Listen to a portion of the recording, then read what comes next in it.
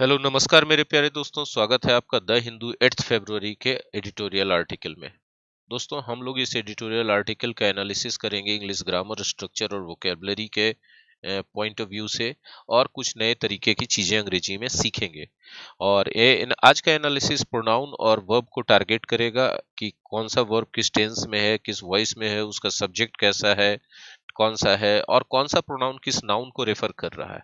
तो बहुत ही इत्मीनान से देखिएगा और एक भी सेकंड स्किप मत कीजिएगा, क्योंकि ये आपके डिस्क्रिप्टिव एग्जाम्स के लिए इंपॉर्टेंट तो है ही, ऑब्जेक्टिव एग्जाम्स के लिए भी बहुत सारे कॉमन एरर के पॉइंट्स इससे मिलने वाले हैं और वोकैबुलरी बहुत सीखने वाले हैं आप। चलिए देखिए, सेंटेंस है हमारा, the RBI's monetary policy committee has expectedly yet again left benchmark interest rates unchanged. देखिए, अगर आप इस सेंटेंस को अच्छे से पढ़ें तो देखिए, किसी भी सेंटेंस में आप जानते हैं कि वर्ब इधर होता है, सब्जेक्ट वर्ब बीच में होता है और सब्जेक्ट उसके लेफ्ट साइड होता है और ऑब्जेक्ट राइट साइड होता है। तो सबसे इंपॉर्टेंट होता है सेंटेंस में वर्ब, क्योंकि बिना सब्जेक्ट के सेंटेंस हो सकता है, बिना ऑब्जेक्ट के हो सकता है, लेकिन बिना वर्ब के अगर आप सेंटेंस की कल्पना करना भी चाहें तो वर्ब बिना सेंटेंस बिना वर्ब के नहीं हो सकता है। अगर किसी सेंटेंस को बड़ा होने के कारण या कॉम्प्लिकेटेड होने के कारण आपका समझने में दिक्कत हो रहा है, तो आप उसके वर्ब को पकड़िए। और वर्ब में दो पार्टिकल हो सकते हैं, एक ऑक्सिलरी वर्ब हो सकता है और एक मेन वर्ब हो सकता है।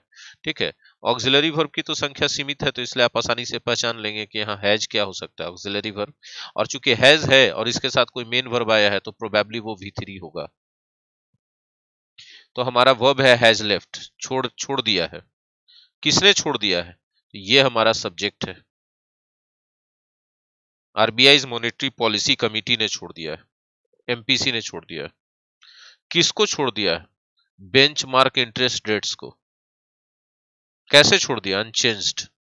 मतलब आरबीआई के मॉनेटरी पॉलिसी स्कीम ने या कमिटी ने जो हमारा बेंचमार्क इंटरेस्ट रेट्स था उसमें कोई परिवर्तन नहीं किया। अब बीच में जो वर्ड्स हैं उनको देख लेते हैं। एक्सपेक्टेडली मतलब जैसा उम्मीद था, मतलब पहले से लोग उम्मीद कर रहे थे कि आरबीआई का मॉनेटरी पॉलिसी कमिटी यही काम करने वाला है। कौन सा? कि जो बेंचमार्क इंटरेस्ट रेट है उसमें कोई परिवर्तन नहीं करेगा। येट अगेन, फिर से, दोबारा। अगेन तो मतलब फिर से होता है, येट अगेन इंफैटिक कर दिया है अगेन को, मतलब आरबीआई पहले भी ये काम कर चुका है। कौन सा काम? कि पॉलिसी, आरबीआई का मॉनेटरी पॉलिसी कमिटी ये पहले भी ये काम कर चुका है कि वो बेंचमार्क इंटरेस्ट रेट को पहले भी अनचेंज छोड़ दिया था, येट अगेन एक बार और फिर से छोड़ दिया है। एंड रीइटरेटेड, और इस बात को हाईलाइट किया। रीइटरेट करने का मतलब किसी बात को दोहराना, तो इस बात को हाईलाइट किया है कि रीइटरेट के बाद दैट क्लाउज आता है, तो दैट आ गया। अब देखिए फिर से सब्जेक्ट आएगा, वर्ब आएगा। ठीक है, इट विल कंटिन्यू। ये इट किसके लिए? प्रोनाउन ये इट किसके लिए? It will continue with its accommodative stance।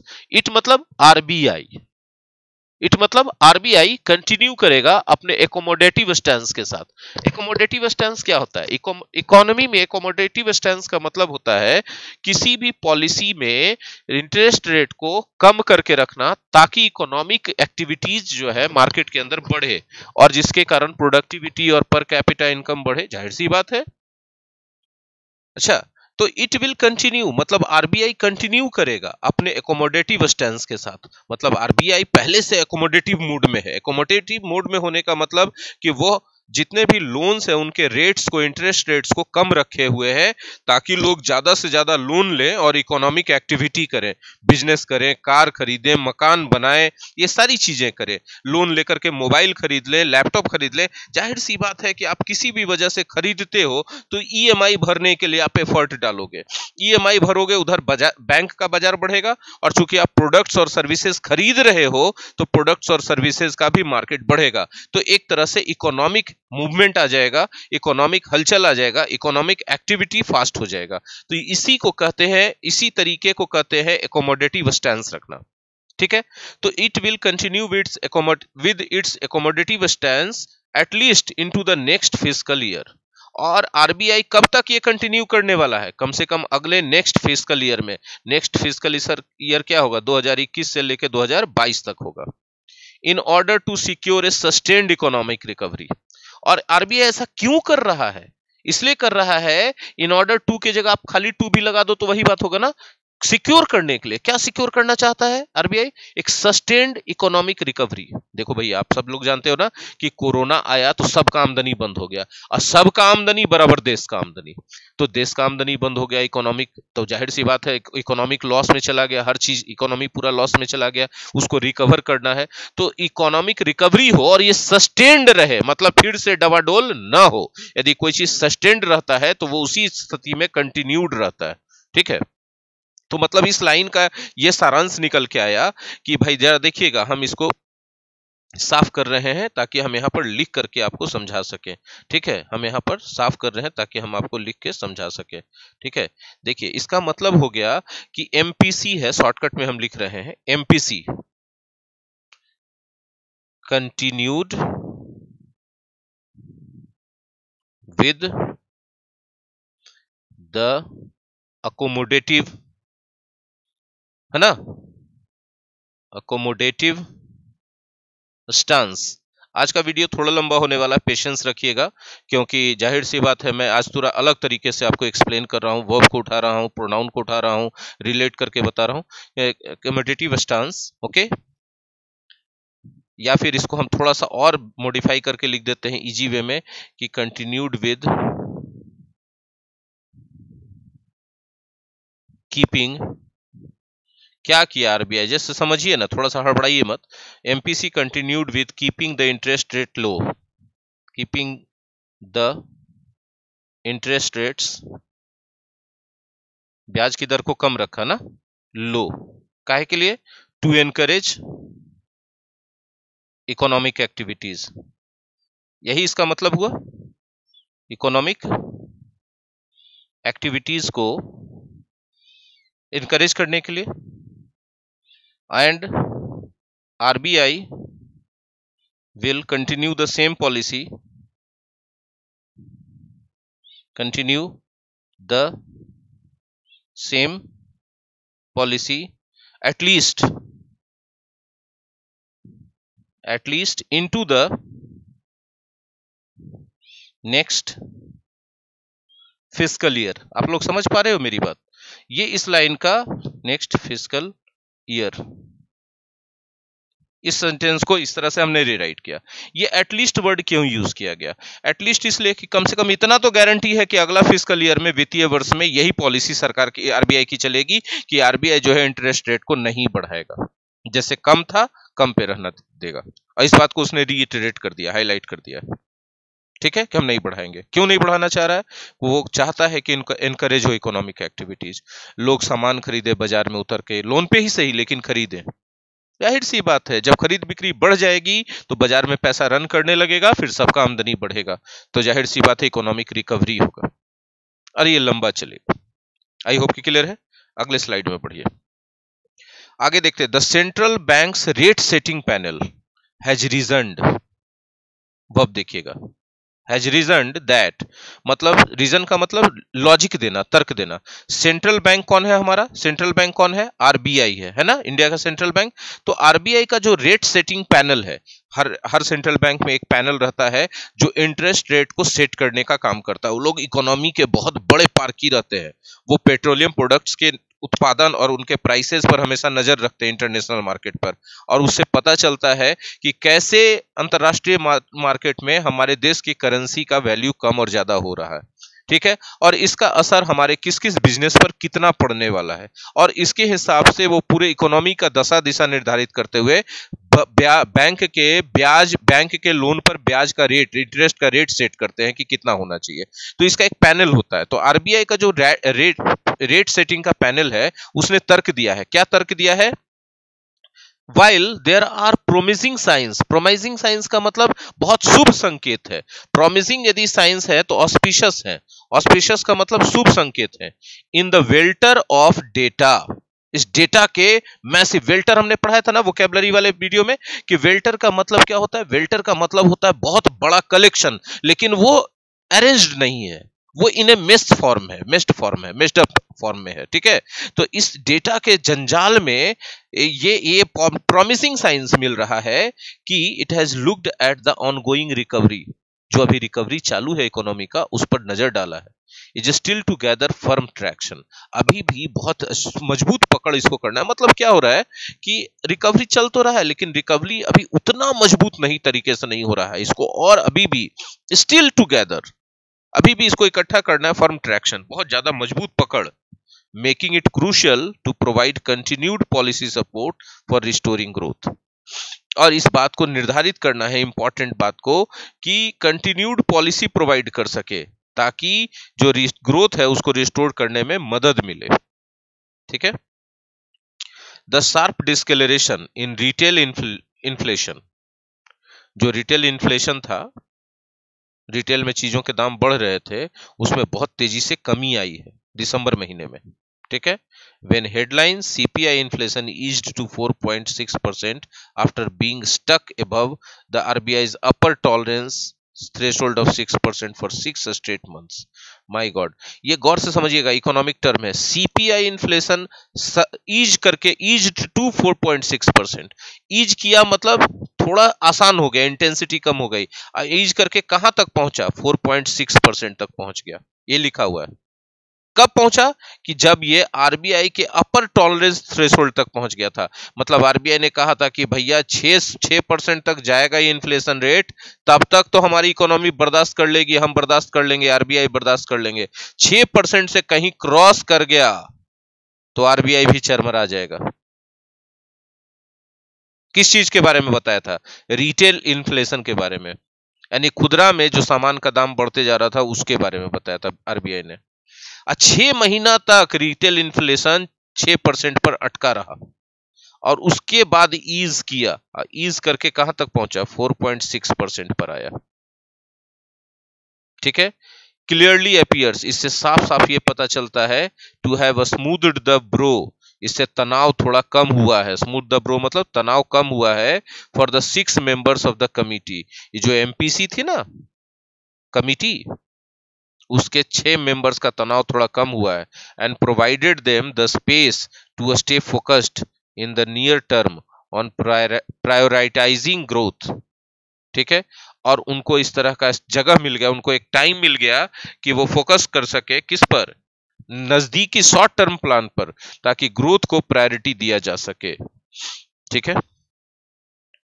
The roll out of the कोविड-19 वैक्सीनेशन प्रोग्राम, कोविड-19 के वैक्सीनेशन प्रोग्राम को लॉन्च किया गया ना, as well as the union budgets proposals, और साथ ही साथ यूनियन बजट का प्रपोजल आ गया, क्या करने के लिए, टू गिव अ बूस्ट, बढ़ावा देने के लिए। बढ़ावा किसको देगा, टू इंफ्रास्ट्रक्चर। जाहिर सी बात, अभी पिछले एडिटोरियल में हमने आपको बताया था ना कि चेन्नई, कोच्चि और कहाँ एक और था, बेंगलुरु के मेट्रो प्रोजेक्ट्स के लिए कितना कितना हजार करोड़ रुपया का दिया गया था सरकार के द्वारा।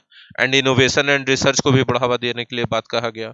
Among other things have been recognised as factors likely to restore confidence, और इन सब चीजों को माना गया है कि ये सब जो है संभावना है कि कॉन्फिडेंस रीस्टोर करना, इकोनॉमी में कॉन्फिडेंस रीस्टोर करने का मतलब है कि इन्वेस्टर्स को ऐसा लगे कि हम यहाँ पर पैसा लगाएंगे इस मार्केट में या इस देश में तो हमारा पैसा बढ़ेगा, डूबेगा नहीं। तो उसको रिस्टोर कॉन्फिडेंस करना कहते हैं। ठीक है। तो इन्वेस्टर्स इसे पैसा लगाएंगे, इन्वेस्टर्स पैसा लगाएंगे तो जाहिर सी बात है मार्केट में पैसा रन करेगा, इकोनॉमी ग्रो करेगा, इकोनॉमी को एक रिकवरी मिलेगा जो एकदम पंगु हो चुका है कोरोना के कारण। ठीक है।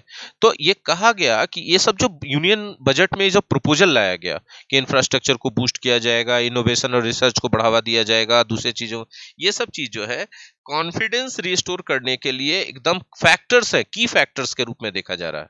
And lend a fillip to the growth momentum, और ये lend a fillip to something का मतलब उसको उछाल देता है, किसको, ग्रोथ मोमेंटम को बढ़ावा देता है क्रमशः।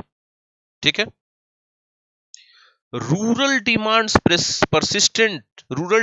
persistent resilience, रूरल डिमांड का मतलब ग्रामीण क्षेत्रों में जो लोगों का डिमांड है वो लगातार रिजिलियंस है, रिजिलियंट है। इसका मतलब क्या है कि प्रत्यास्थ है, कम बेसी हो रहा है। Is what the MPC sees undergirding the demand recovery. ठीक है। डिमांड रिकवरी को अंडरगर्ड कर रहा है वो, added in its view by good prospects for agriculture, और अपने व्यू में एमपीसी ने बताया, अपने दृष्टिकोण में उन लोगों ने ये बात कही, ये बात भी जोड़ी कि इससे जो एग्रीकल्चर के लिए संभावनाएं बेहतर हो रही हैं, गुड प्रोस्पेक्ट्स है, इस एग्रीकल्चर की संभावनाएं बेहतर है। एंड हेयर, और यहाँ, while overall Rabi sowing has been 2.9% higher year on year, as on January 29, the farmers' agitation involving cultivators from key crop growing states including Punjab, Haryana and UP is a cause for concern, as a protracted impasse has the potential to disrupt farm output, threatening both growth and inflation dynamics। बहुत जबरदस्त बात कही गई। देखिए sentence बड़ा है, ठीक है, सेंटेंस बड़ा है तो आप शायद रिलेट करने में आपको मुश्किल होगी, लेकिन कोई बात नहीं है, मैं आपको रिलेट करना सिखा रहा हूं। आप आराम से ध्यान से सुनिएगा इस चीज को, ठीक है। क्या कहा गया? रूरल डिमांड का परसिस्टेंट रेजिलियंस। रूरल डिमांड का रेजिलियंस का मतलब क्या हो गया? रेजिलियंस होता है फ्लेक्सिबिलिटी। फ्लेक्सिबिलिटी का मतलब एक जैसा रहना, रिजिड, कि बदलते रहना। तो बदल रहा है रूरल डिमांड और लगातार बदल रहा है, is what the MPC sees. और इसको एमपीसी जो है किस रूप में देखता है? अंडरगर्डिंग द डिमांड रिकवरी, कि ये जो रूरल डिमांड का जो रिजिलियंस है, फ्लेक्सिबिलिटी है लगातार, वो डिमांड रिकवरी को, जाहिर से डिमांड रिकवरी क्या होता है? तो भाई इतने दिनों से जो पूरा साल भर कोरोना के कारण लॉकडाउन रहा, तो लोगों की आमदनी एकदम न के बराबर पहुंच गई, तो लोगों के पास खर्च करने की कैपेसिटी खत्म हो गई, तो बाजार में डिमांड कम हो गया, क्योंकि लोग खर्च कर ही नहीं रहे, ना सामान खरीद रहे, ना सर्विसेज खरीद रहे, तो प्रोडक्ट्स और सर्विसेज दोनों का डिमांड कम हो गया ना। अब उस डिमांड को बढ़ाना है तो डिमांड रिकवरी हो गया। समझ रहे बात? तो जो डिमांड रिकवरी है उसको अंडरगर्ड कर रहा है कौन? ये जो रूरल एरिया का जो डिमांड में रेजिलियंस है, परसिस्टेंट रेजिलियंस है, वो डिमांड रिकवरी को अंडरगर्ड कर रहा है। aided in its view by good prospects for agriculture। जी, तो क्या कर रहा है? जो डिमांड रिकवरी है उसको अंडरगर्ड कर रहा है। अंडरगर्ड करने का मतलब सपोर्ट कर रहा है। जैसे जैसे डिमांड रिकवरी होगा वैसे वैसे इकोनॉमी रिकवर करेगा अच्छे से। तो रूरल डिमांड जो है रिजिलियंस में है, मतलब ही नहीं कि एक बार रुक गया तो रुक गया। जैसे जैसे लोगों की आमदनी बढ़ रही है, रूरल डिमांड भी बढ़ रहा है। रूरल मार्केट में चीजों का, प्रोडक्ट्स का, सर्विसेज का डिमांड बढ़ रहा है, लगातार बढ़ रहा है, ठीक है, फ्लेक्सिबल है, जिसके कारण डिमांड रिकवरी को करने में मदद मिल रही है, सपोर्ट मिल रहा है। एडेड, और साथ ही साथ ये बात भी जोड़ा गया कि by good products for in its added by good prospects for agriculture. और जाहिर सी बात है कि अगर रूरल डिमांड परसिस्टेंट रिजिलियंस दिखा रहा है तो इसका मतलब है कि एग्रीकल्चर का प्रोस्पेक्ट्स अच्छा है। एग्रीकल्चर का प्रोस्पेक्ट्स अच्छा होने का मतलब किसानों की स्थिति अच्छी हो रही है, तभी तो गांव में अधिकतर कौन है? रूरल डिमांड किसका रहता है? फार्मर्स का रहता है ना भाई साहब। तो वो रेजिलियंस में है। रेजिलियंस मतलब फ्लेक्सिबिलिटी में है, मतलब जैसे जैसे स्थिति सुधर रही है डिमांड भी रूरल एरिया से बढ़ते जा रहा है लगातार तरीके से। तो ये जो डिमांड रिकवरी करने की कोशिश आरबीआई और दूसरे बहुत सारे इकोनॉमिक ऑर्गेनाइजेशंस कर रहे हैं कि मार्केट में डिमांड आने लगे प्रोडक्ट्स का और सर्विसेज का, इसको एक सपोर्ट मिल रहा है कि नहीं? अंडरगर्ड मिल रहा है कि नहीं? और साथ ही रूरल डिमांड के परसिस्टेंट रेजिलियंस के कारण एक मदद ये भी हो रही है कि गुड प्रॉस्पेक्ट्स हो रहा है एग्रीकल्चर के लिए, मतलब कि किसानों की स्थिति बेहतर हो रही है, वो खेती की तरफ ज्यादा मुड़ेंगे। एंड हेयर, और यहाँ, while overall Rabi sowing has been 2.9% higher year on year as on January 29। ठीक है, इसको छोड़ देते हैं, पहले यहां तक देखते हैं। साल दर साल रबी फसल का जो बुआई है 2.9% के दर से बढ़ते जा रहा है। As on January 29, the farmers' agitation involving cultivators from key crop growing states including Punjab, Haryana and UP is a cause for concern। ठीक है, जबकि 29 जनवरी को जो हुआ है फार्मर का एजिटेशन, जिसमें कल्टीवेटर्स, किसान कहां कहां से शामिल है? मुख्य जो फसल उगाने वाले राज्य हैं, पंजाब है, हरियाणा है और यूपी है, वहां के किसान इसमें इन्वॉल्व हो रहे हैं। और ये जो है is a cause for concern, ये चिंता का विषय है। क्यों? क्योंकि a protracted impasse has the potential, क्योंकि ये जो बहुत लंबे समय से चलने वाला जो गतिहीनता का स्थिति बन गया है, ये जो आंदोलन चला है, प्रोटेस्ट चला है, इसका कोई हल नहीं निकल रहा है, न ये आंदोलन बंद हो रहा है न इसका समाधान निकाल रही है सरकार। तो इम्पास की स्थिति हो गई कि नहीं? अब प्रोट्रैक्टेड क्यों है इम्पास? क्योंकि बहुत लंबे समय से चल रहा है, लॉन्ग लास्टिंग है, बहुत कंटिन्यूड है लॉन्ग टाइम से, इसलिए ये प्रोट्रैक्टेड इम्पास जो है इसमें संभावना है इसमें कि वो डिसरप्ट कर देगा, बाधित कर देगा फार्म आउटपुट को, खेती से मिलने वाले आउटपुट को। और इसका थ्रेटनिंग किस पर होगा? दोनों पर, ग्रोथ पर भी और इन्फ्लेशन डायनेमिक्स पर भी। ठीक है, आगे बढ़ते हैं। The central bank has also understandably sought, मतलब आरबीआई ने इस बात को भी समझा और चाहा है, to privilege its role as the government's debt manager, सरकार के कर्ज मैनेजर के रूप में अपने रोल को प्रिविलेज करने के लिए भी ये चाहती है। कौन कोशिश किया है? कौन? आरबीआई कोशिश किया है। उसने हैज सॉट मतलब हैज ट्राइड, क्या करने के लिए? प्रिविलेज करने के लिए। किसको? अपने रोल को। रोल क्या है उसका? गवर्नमेंट के कर्ज मैनेजर के रूप में। तो कैसे मैनेज कर, कैसे इसको प्रिविलेज करना चाहता है अपने अपने रोल को? Through a clutch of regulatory announcements accompanying the latest monetary policy. अभी जो उन्होंने लेटेस्ट मॉनेटरी पॉलिसी निकाला ना कि भैया इसमें जो है हम अकोमोडेटिव स्टांस लेते हैं, और इसी वजह से अकोमोडेटिव स्टांस ले रहे हैं क्योंकि हमको इकोनॉमी को रिकवर करवाना है, सस्टेन्ड रिकवरी देना है, तो हम कोई चीज का इंटरेस्ट रेट नहीं बढ़ाने वाले हैं, ना लोन का बढ़ाएंगे, ना ईएमआई पर बढ़ाएंगे, किसी चीज पर हम नहीं बढ़ाने देंगे किसी को इंटरेस्ट रेट। ठीक है, ताकि लोग जो है राहत महसूस करें और ज्यादा लोन लेकर के ही बिजनेस एक्टिविटी, इकोनॉमिक एक्टिविटी करें। तो इस मॉनेटरी पॉलिसी के अनाउंसमेंट के साथ साथ उन्होंने एक रेगुलेटरी अनाउंसमेंट भी कर दिया। इसके द्वारा, करने के द्वारा बैंक जो है, आरबीआई जो बैंक है, सेंट्रल बैंक जो इंडिया का है, उसने कोशिश किया है कि अपने रोल को प्रिविलेज कर दे, अपने रोल को और थोड़ा बढ़ा दे। देखिए आगे, the two main measures involve extending the enhanced held to maturity.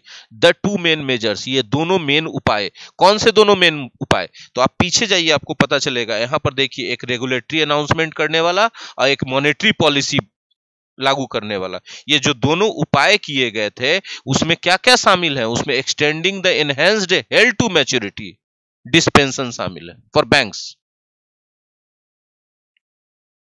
ठीक है, buying debt issued by the center and states by year up to March 31 to 2023। अभी क्या किया उसने, आरबीआई ने?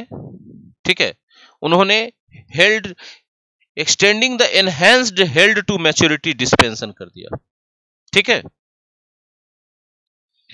ये जो दो मेन मेजर्स हैं, जैसे हमने बताया ना कि एक एक कहा गया, देखिए पीछे थोड़ा सा फिर से चलिए पिछले स्लाइड पर। एक हमने बताया मेन मेजर में कि एक रेगुलेटरी अनाउंसमेंट किया नियम कानून बना के, और दूसरा मॉनेटरी पॉलिसी किया जिसमें अकोमोडेटिव स्टांस ले रहा है। तो ये दो मेन मेजर्स में क्या क्या चीजें शामिल है? इसमें मुख्य रूप से शामिल है extending the enhanced held to maturity dispensation. उसने एक्सटेंड कर दिया enhanced held to maturity dispensation को। अब आपको यह जानना जरूरी होता है कि हेल्ड टू मैच्योरिटी क्या होता है। ठीक है, तो हेल्ड टू मैच्योरिटी का मतलब होता है, ये इन्वेस्टमेंट से रिलेटेड है। ठीक है ना, जिसमें वैसे इन्वेस्टमेंट बॉन्ड्स खरीदे जाते हैं जो मैच्योर होने तक रखे जाएंगे, उसके पहले उसको तोड़ा नहीं जा सकता है। जैसे 7 साल का कोई मैच्योरिटी बॉन्ड आपने खरीदा, तो 7 साल पूरे होने पर ही, मैच्योरिटी पर ही उसको तोड़ा जाएगा। तो उसके सिस्टम को बैंक्स के लिए एक्सटेंड कर दिया। बात समझ में आ रही है? उसके सिस्टम को किसके लिए एक्सटेंड कर दिया? बैंक्स के लिए। किन बैंक्स के लिए? जो बाय करते हैं डेट को। और कौन से कर्ज को बाय करते हैं? इशूड बाय द सेंट्रल, केंद्र सरकार के द्वारा इशू किए गए डेट को, और स्टेट्स के द्वारा इशू किए गए डेट्स को। अब ये आपको जानना होगा,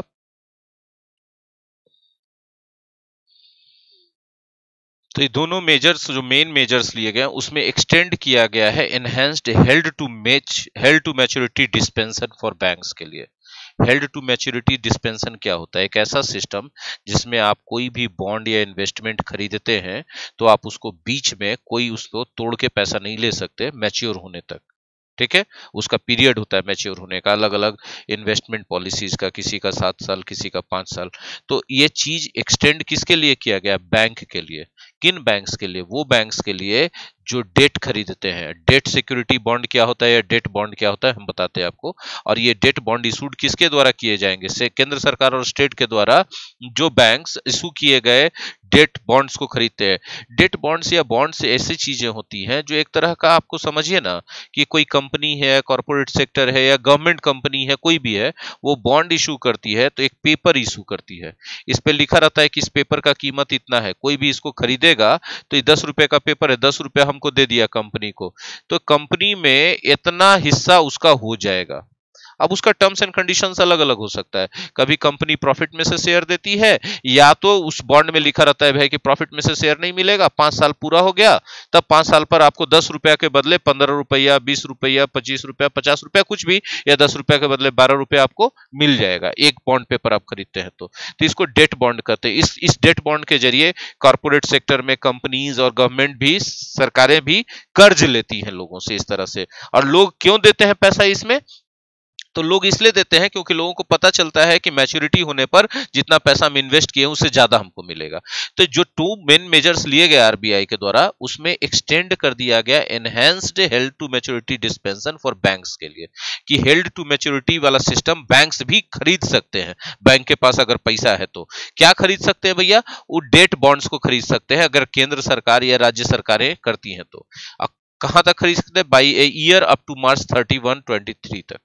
and allowing retail with investors, और रिटेल इन्वेस्टर्स को भी बोला कि अलाउ कर दिया कि आप डायरेक्ट ऑनलाइन परचेजिंग कर सकते हैं गवर्नमेंट सिक्योरिटीज को, यही गवर्नमेंट के द्वारा इशू किए गए डेट बॉन्ड्स को या सिक्योरिटी बॉन्ड्स को। ठीक है, आप किस चीज के जरिए कर सकते हैं? रिटेल डायरेक्ट गिल्ट सिक्योरिटीज के जरिए। Retail direct guild securities account खुलवा लीजिए आरबीआई में, और उसके जरिए आप सरकार के सिक्योरिटीज को खरीद सकते हैं। सरकार का सिक्योरिटीज का मतलब सरकार को पैसों की जरूरत है, तो सरकार अपने अपने जितने भी सरकार के अंडर में कंपनीज है, कारखाने हैं, उन सब पर सरकार डेट बॉन्ड निकालेगी और डेट बॉन्ड को बाजार में लॉन्च करेगी। और जो भी रिटेल इन्वेस्टर है, रिटेल इन्वेस्टर कहा जाता है उनको जो 100 शेयर 50 शेयर ये सब खरीदते हैं, तो वो भी चाहे तो खरीद सकते हैं, और चाहे तो बैंक भी खरीद सकती है। और बैंक खरीद के फिर क्या करेगी? रखेगी क्या? तो बैंक, जाहिर सी बात है, बैंक भी उसको बेचेगी और पब्लिक से पैसा लेगी और बीच में पैसा खाएगी। बैंक का तो यही काम होता है। तो ये मेन जो 2 मेजर्स लिए गए उसमें ये चीज भी शामिल किया गया कि जो हेल्ड टू मैच्योरिटी वाला सिस्टम है, डिस्पेंशन का मतलब सिस्टम है, वो बैंक के लिए भी एक्सटेंड किया जाता है। बैंक भी इसको कर सकते हैं। कौन से बैंक? जो ऑलरेडी डेट खरीद रहे हैं। किसका? सेंट्रल गवर्नमेंट का या स्टेट गवर्नमेंट का। आई थिंक क्लियर है, आगे बढ़िए। with the center alone targeting to borrow as much as 12 lakh crore at the gross level in the coming financial year। केंद्र सरकार अकेले का लक्ष्य दिख रहा है कि वो लगभग 12 लाख करोड़ रुपया बोरो करने जा रही है अगले फाइनेंशियल ईयर में। The debt manager faces the unenviable task। देखिए, किसी टास्क के बारे में कहा जा रहा है कि अनएनविएबल है, तो कैसा है वो टास्क? कोई उसको करना नहीं चाहेगा, ऐसा काम है। ठीक है, जाहिर सी बात है, सरकार कर्जा ले रही है और कर्जा मैनेज करने का काम किसका है? आरबीआई का रोल ही है कर्जा मैनेज करने का। तो आरबीआई के सामने एक ऐसा टास्क खड़ा है जो अनएनविएबल है, मतलब जिसको कोई नहीं करना चाहेगा। तो अनएनविएबल कैसे बना इस वर्ड को? एनवी मतलब जानते हैं ना, ईर्ष्या। एनवी से बनाना एनवीएबल, वैसा चीज जिसको देख के ईर्ष्या हो, और अनएनविएबल जिसको देख के ईर्ष्या नहीं हो। तो ई काम यदि किसी के पास है कि उसको, आपको जो है 12 लाख करोड़ रुपया का कर्जा मैनेज करना है, हम कर्जा ले लिए, आप कर्जा मैनेज कीजिए, तो जाहिर सी बात है उस रोल पे कोई तो रहना नहीं चाहेगा। तो जाहिर सी बात है इसलिए अनएनविएबल हो गया। Of ensuring that the flood of debt not only finds takers at a price that does not push up borrowing costs for the rest of the real economy। ठीक है, अब इस एज ए डेट मैनेजर के रूप में task क्या है RBI का? कि वो इंश्योर करे कि जो कर्ज का बाढ़ आ रहा है ये न सिर्फ टेकर्स को कीमत दे, फाइंड्स टेकर्स एट ए प्राइस, उस टेकर्स को मिले, मतलब ढूंढे, that does not push up borrowing costs. Borrowing cost का मतलब, आप जब कर्ज लेते हैं, बोरो करते हैं, तो आपको फ्री में कोई नहीं ना देता है, उसके बदले ब्याज लेता है ना, पैसा लेता है ना, चार्ज लेता है ना। आप समझ रहे हैं मेरी बात? तो बोरो जो बोरोइंग कॉस्ट है, एक तरह का क्या है? ब्याज है। उस कर्जा पर जो कर्जा आप लीजिएगा उसके बदले जो आप दीजिएगा वो कभी प्रॉफिट दे सकते हैं, कभी इंटरेस्ट दे सकते हैं, तो वो जो दीजिएगा पैसा वो बोरोइंग कॉस्ट होगा ना, है ना। जिससे ऐसा टेकर्स को ढूंढना काम है डेट मैनेजर के रूप में। आरबीआई का काम ऐसा है जिसमें ये जो फ्लड ऑफ डेप्ट है उसमें ऐसा टेकर को ढूंढना है, ऐसे प्राइस पर टेकर को ढूंढना है जो समझिएगा कि बोरोइंग कॉस्ट को इतना ना बढ़ा दे कि रियल इकोनॉमी पर इसका असर पड़ जाए।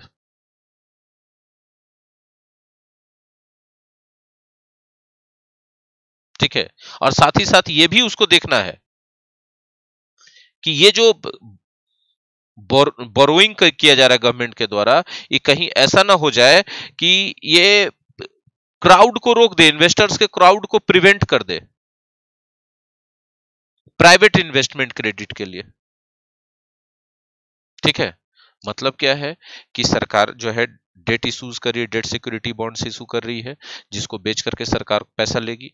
तो जाहिर सी बात है कि इसमें जो है बोरोइंग कॉस्ट सरकार देगी उसके शेयर खरीदने वाले को या सिक्योरिटी खरीदने वाले को।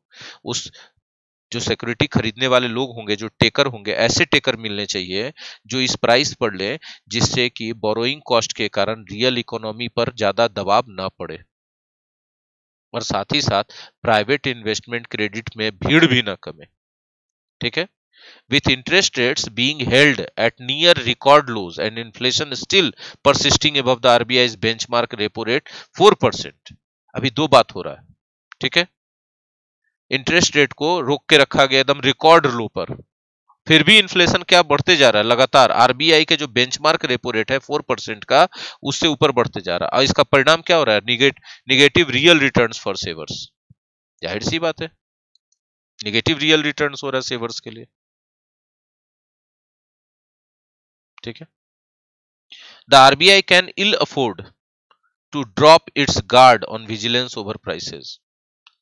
आरबीआई इल अफोर्ड कर सकती है, मतलब अफोर्ड नहीं कर सकती है कि वो अपने गार्ड को, अपने नजर को, अपने निगरानी को, चौकसी को प्राइसेस के ऊपर, जो कीमतों पर उसने अपनी नजर रखी है, निगरानी रखी है, उसको छोड़ दे। इस बात को आरबीआई अफोर्ड नहीं कर सकती है।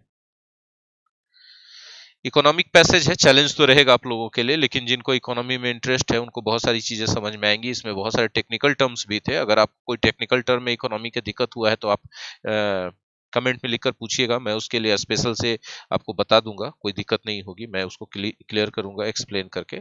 ठीक है। तो आई होप कि आप लोग इससे लाभान्वित होंगे। शेयर कीजिए, लाइक कीजिए और नए आए हैं तो सब्सक्राइब करके बेल आइकन को हिट कर दीजिए। Thank you very much.